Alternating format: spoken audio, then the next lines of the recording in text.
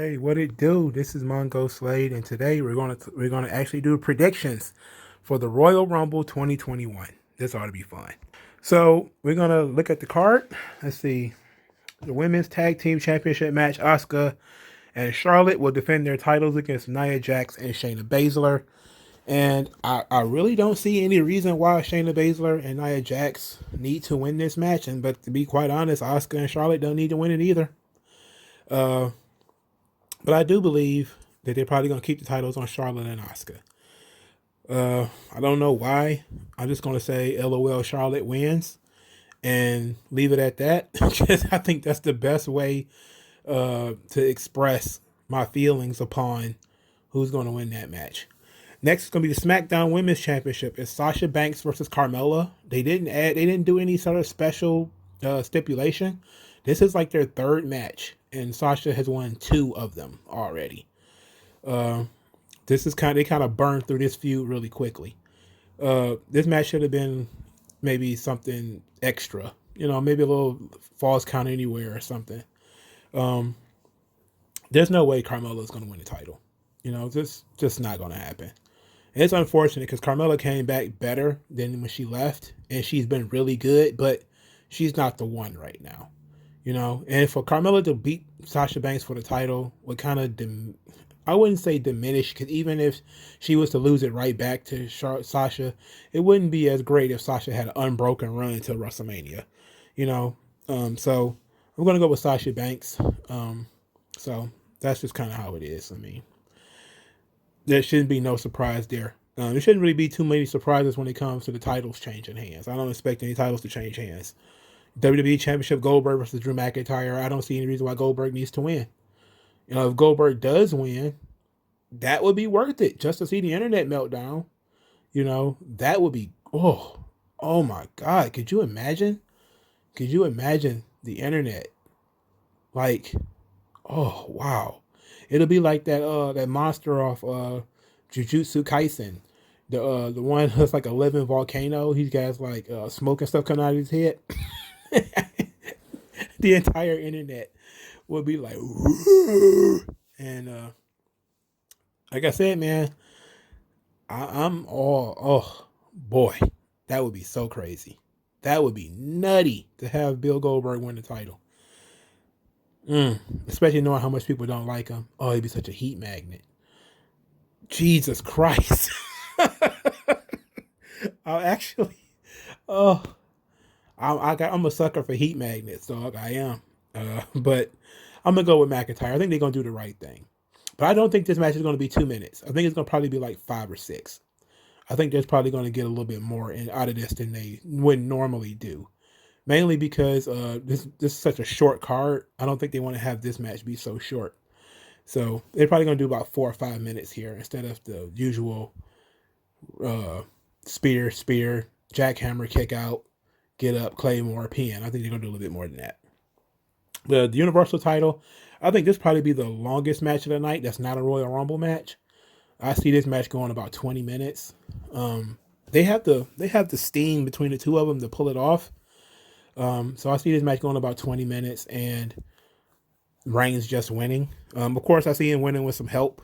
Him getting some outside help, Jey Uso or somebody like that to interfere.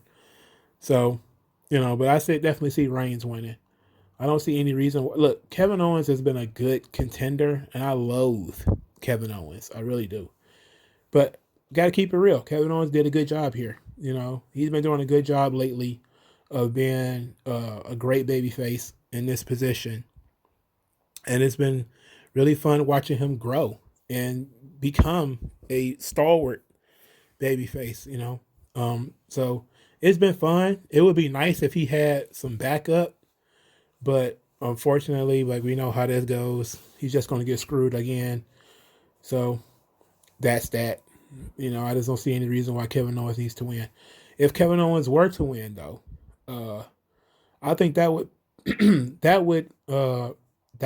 wouldn't upset the internet too much. It actually probably be pretty happy. But if he did win, let's say Kevin Owens did win, he won't be champion long. And it's not like the women's problem where it's better for Reigns to go unbeaten It would, it would be better for Reigns to go unbeaten, but you could give Owens a Lex Luger like run where he's champion for like 2 weeks and then loses the title back on TV.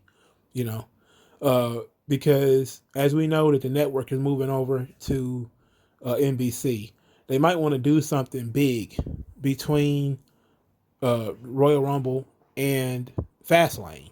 And Fastlane, I believe, is in March. So they might want to do something big in February, probably in the middle of February, to carry them over until March. So I think a good thing would be to have maybe Kevin Owens win the title and then do a big TV match between the two of them where Reigns wins it back. Which, pop a TV rating. I don't think that they're going to have a middle pay-per-view in February. I didn't look at the schedule because I don't know if they're going to even have an Elimination Chamber this year for February. Matter of fact, let me take a look at that. Okay, so they are having an Elimination Chamber. It's February the 21st. It's a week after TakeOver.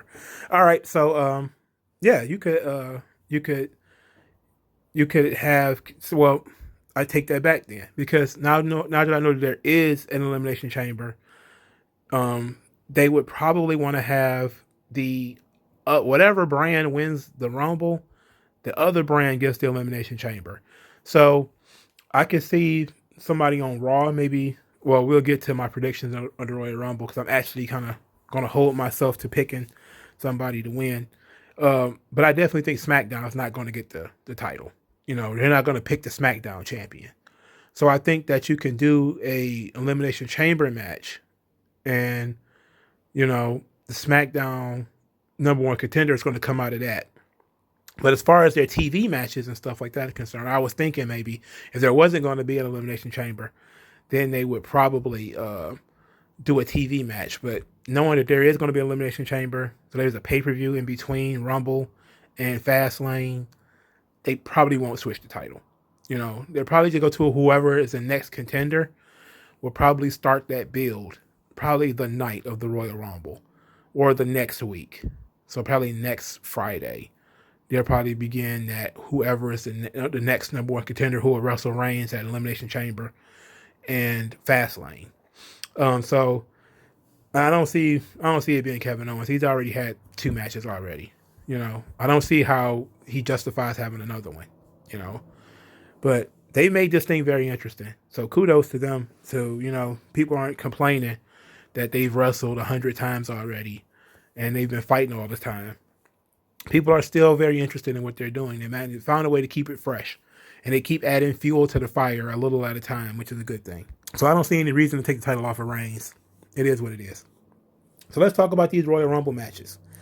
All right, so I'm going to talk about who I think is going to win, but I'm also going to predict some other pieces to the match. Because the Royal Rumble always has, 3 stories to it. Or they usually have multiple stories.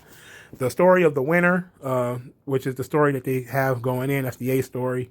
The B story is usually some type of side quest that's usually built up within the Royal Rumble match itself.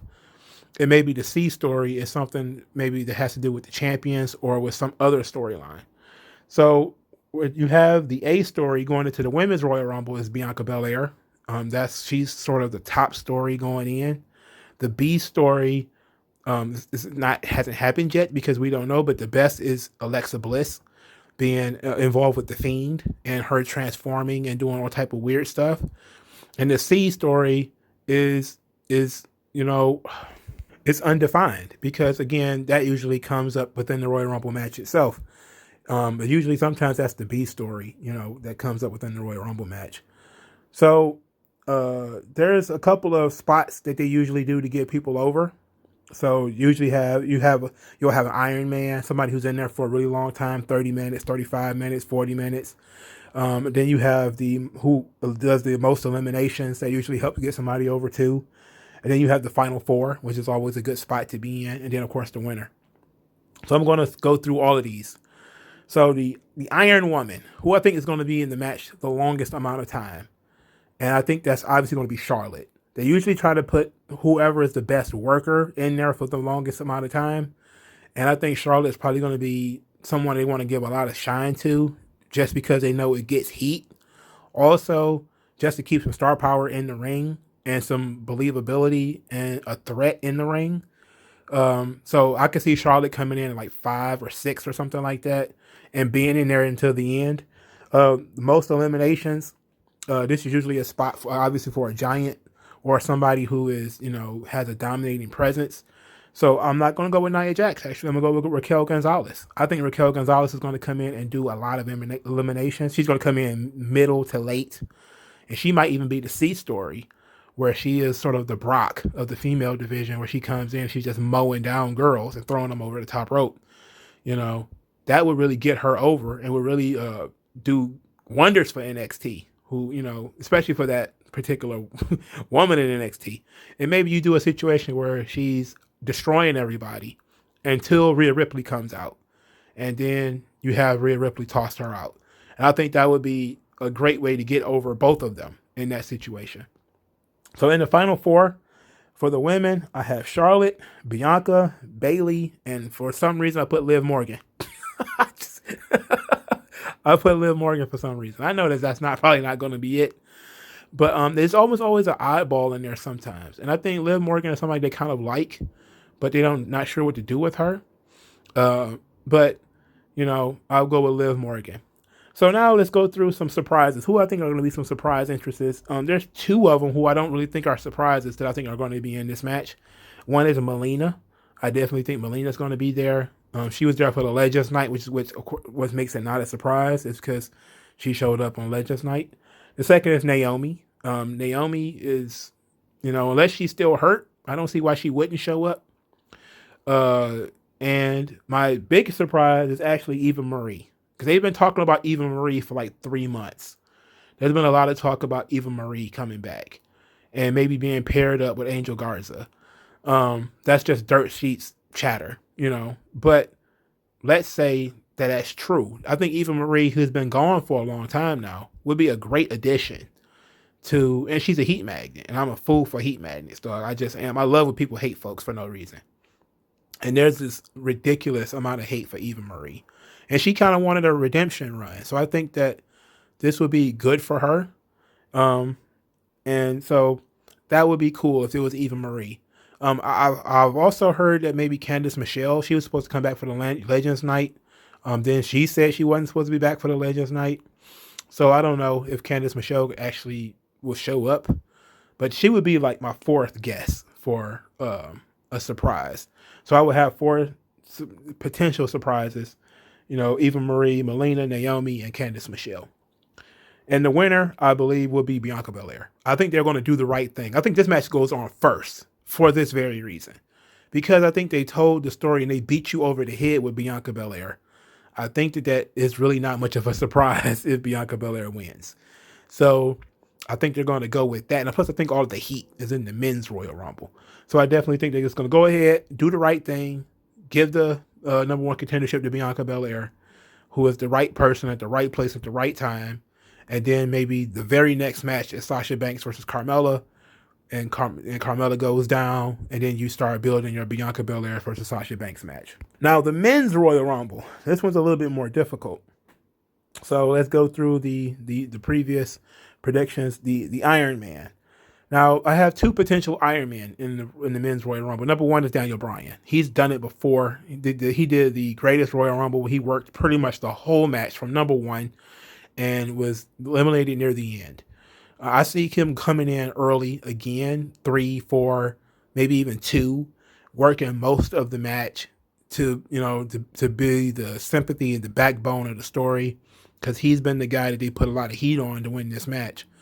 And, putting the barriers in his way, because he's the A story going into this match, is that Daniel Bryan has been talking about winning the Royal Rumble, and he has never won a Battle Royal in his career.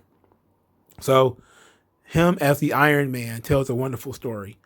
The B story going into this has kind of been AJ Styles being a gatekeeper, the guy who's keeping out everyone who doesn't deserve to be in the Royal Rumble. And I could see Styles coming in probably in the middle or near the end, maybe 22, 23 or something like that. And the C story is kind of Edge. He declared at the last minute, but it's really serious about being in the match. But also the C story could be born within the match itself. Like I said, usually it's a storyline that's born within the match itself. Usually something around most eliminations or something to that effect. So for the most eliminations for the men's side, I have two choices again, either Keith Lee or Strowman. They've already done this with Strowman. So, and then he's also won. He won the crappiest Royal Rumble.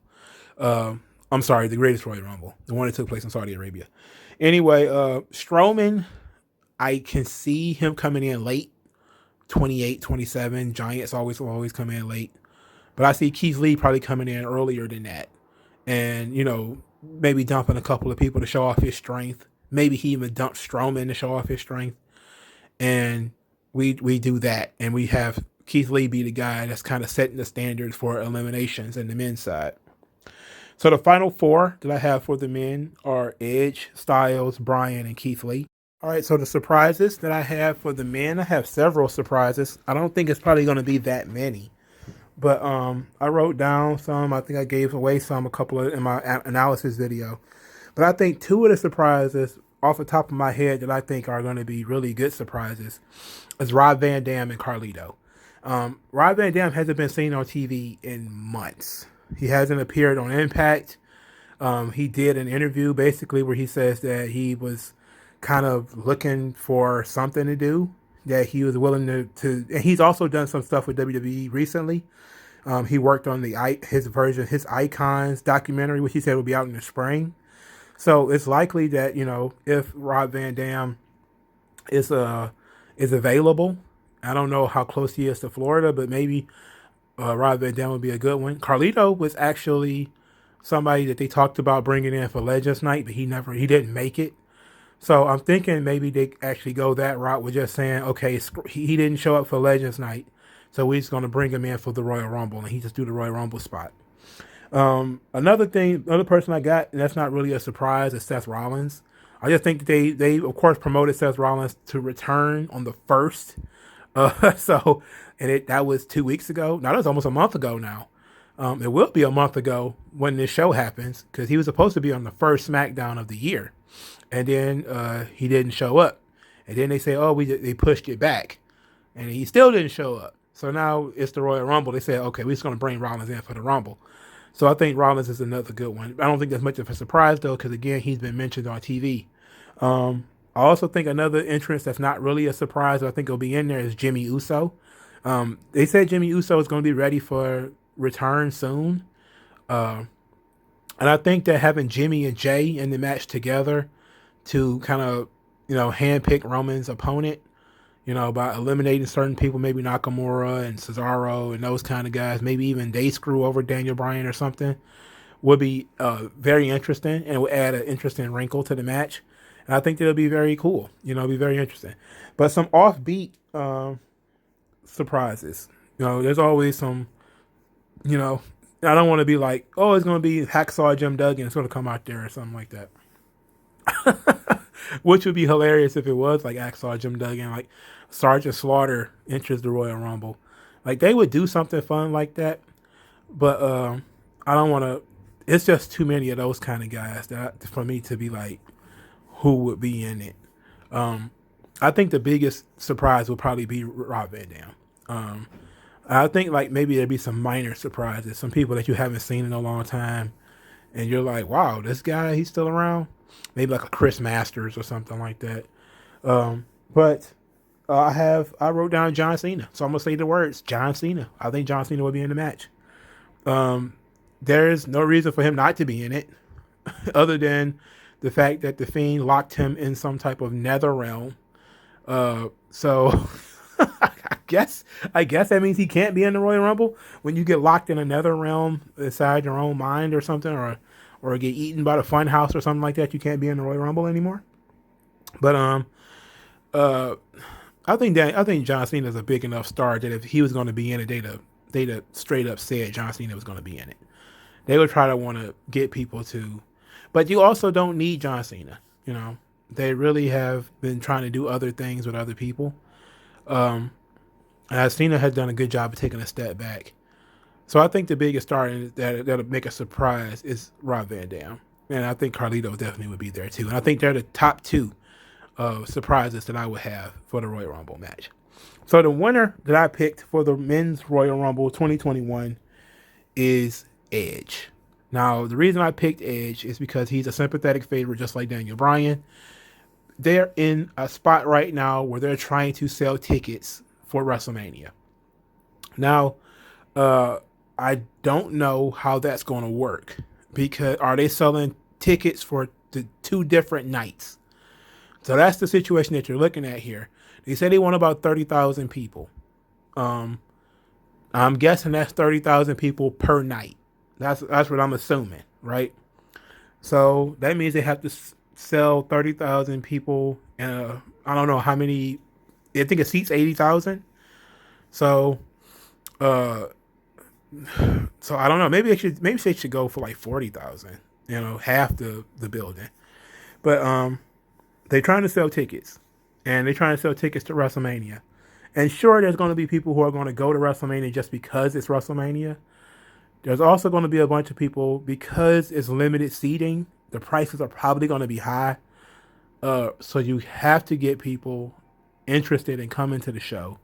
And I think outside of Bill Goldberg or Brock Lesnar, I think that your biggest star as far as moving tickets is probably be Edge. I think he's a bigger draw than Daniel Bryan. And I think you could put Edge in the main event on one of those nights and easily make your 30,000, whatever, that you was going to try to make. Now, some people will say they'll make it anyway, go with Big E, because, he needs it. But they have put zero emphasis on Big E. They have put zero emphasis on Big Keith Lee. As a matter of fact, I don't know when the last time I saw Keith Lee on TV. Was it 2 weeks ago? Was it 3 weeks ago? They put no emphasis on either one of those guys. They haven't tried to tell any sort of story with them as far as a main event story. They kind of shoved them into the back. They were sort of the stars at first, I believe. But when they had Keith Lee wrestle Drew McIntyre on TV and lose, I was like, okay, he's probably not going to win the Royal Rumble. And when Big E sort of started getting caught up in that feud with Apollo Crews, I was kind of like, yeah, maybe he's not going to win the Rumble either. They have not put enough emphasis on either one of those guys. And again, they're trying to sell some tickets now. So we're in a position now where we have to say, matching up the champions.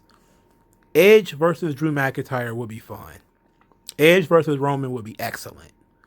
SmackDown has always sort of been Edge's show. The question is, what do you do if you have to move Edge to SmackDown for 4 months or whatever to have the feud with Roman? I don't think it matters where you move Edge. I certainly think he has a better chance of winning the WWE title than the Universal title.